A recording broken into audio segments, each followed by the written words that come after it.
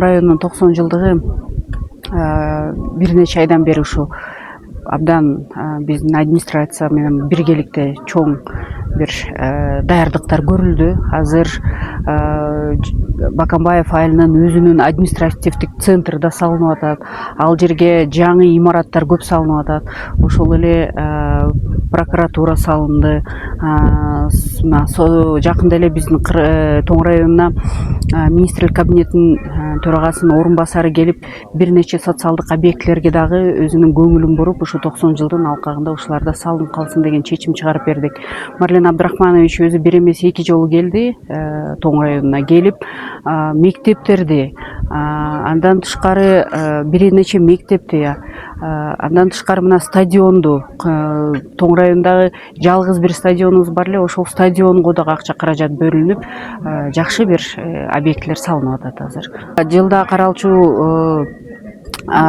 каралчу каражаттардан тышкары мына быйыл 200 миллион сом каралып атат, эмки жылга дагы 200 миллион сом каралып атат. Өзү эле биздин азыр төрагабыз бул жерден айтып кетти, азыр ошо иш-чаранын алкагында да өзүнүн сөзүндө ушуну айтып кетти. Быйыл 200 миллион, эмки жылга дагы 200 миллион сом бөлүнүп атат. Бизде айрыкча ушу Көл калаасында ички туризм, сырткы туризм, экологиялык туризм, агротуризм, экстремалдык туризм өнүгүп атпайбы? Анан ушу элдин ушул тармакты өздөштүрүп, айрыкча ушу тескей жактын элинде бир жылыш болгонун кандай байкалып атат сиз үчүн?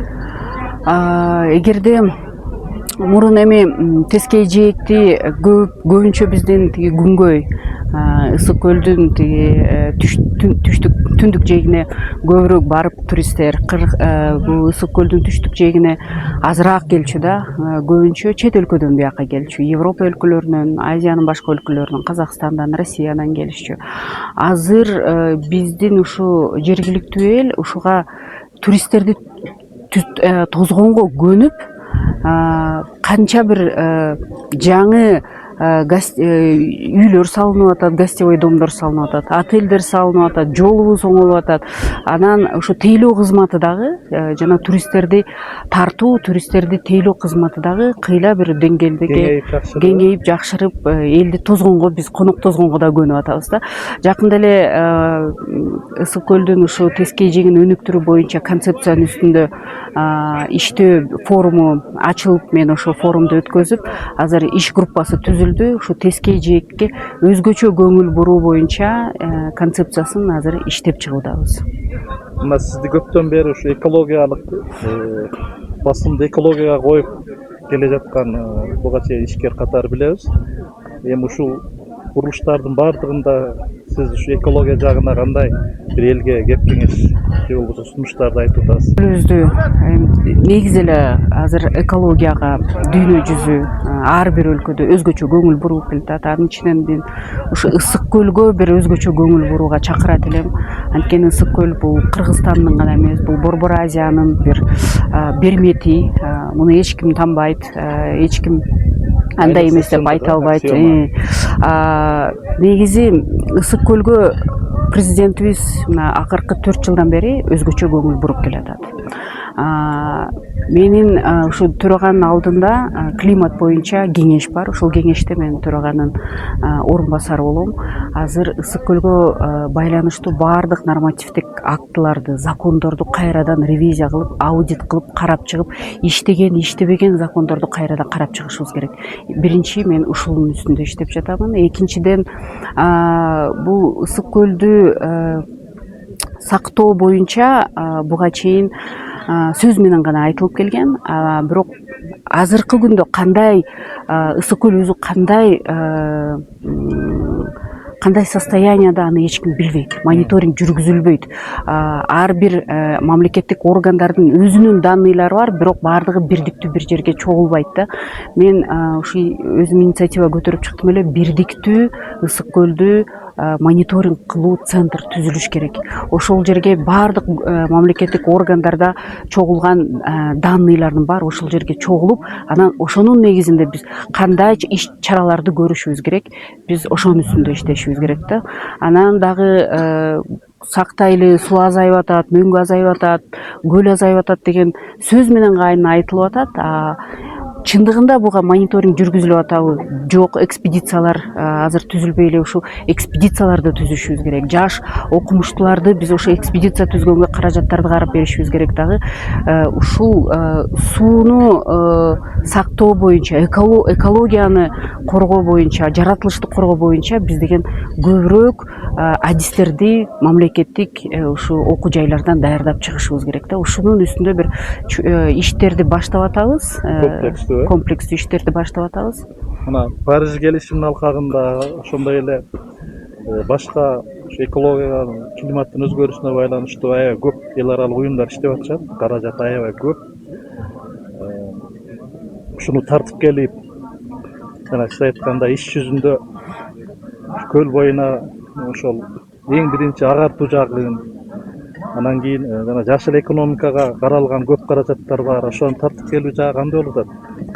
Жашыл экономика деп азыр аябай неме болуп атат, тренд болуп дүйнө жүзүндө. Эми азыр Кыргызстанда бир нече фонддор түзүлгөн, ошол эле климатический фонд деген бар.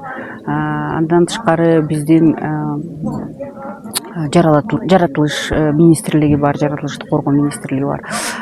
Иштер жүргүзүлүп атат, бирок айтып кетет элем, азыр мындан да көбүрөөк ишти биргеликте кылышыбыз керек да. Азыр сиз айткандай дүйнө жүзүндө каражат өтө көп да, ушуга бөлүнгөнчү. Анан ошону мамлекеттин деңгээлинде ошол жакта өкүлчүлүктөр болуп, ошону коргоп, долбоорлорду колгоп, презентация кылып, көп каражат тартып келсе болот да. Албетте, ошол багытта иштерди алып барыш керек. Эми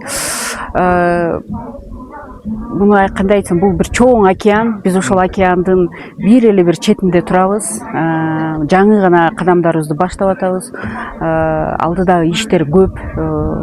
Ошол каражаттарды Кыргызстанга көбүрөөк тартып келген. Анткени ал каражаттарды тартып келүү үчүн дагы дүйнө жүзүндө чоң конкуренция. Ар бир өлкө ошол каражатты өзүнүн өлкөсүнө тартып келип, ошо экологияны, жаратылышты коргоого колдонолу деп конкуренцияда ошо аракет кылып жүрүшөт. Биз дагы ошол аракетти мындан да көбүрөөк кылышыбыз керек деп ойлойм да.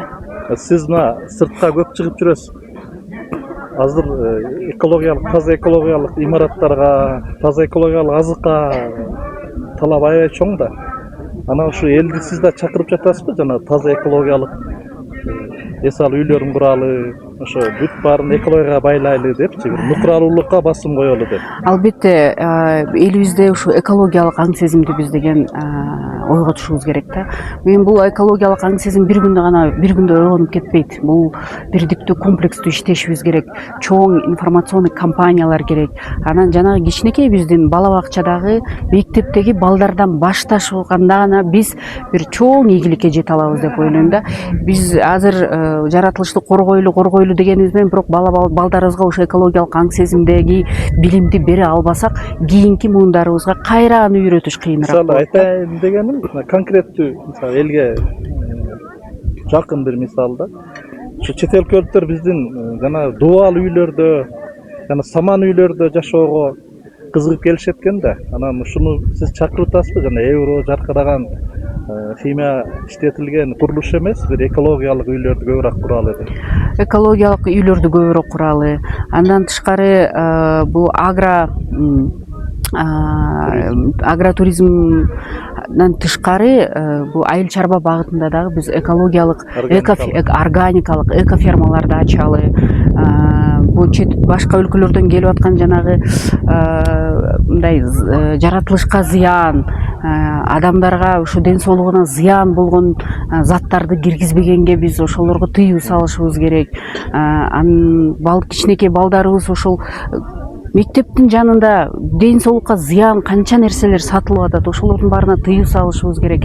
Мунун баарын эми биз мектептерге жолуккан, мектептерде ошо балдар менен мен бат-баттан жолугуп турам. Ошол жака барганда Кореядан, чет өлкөдөн биз профессорлор, ошо экология багытында профессорлорду чакырабыз.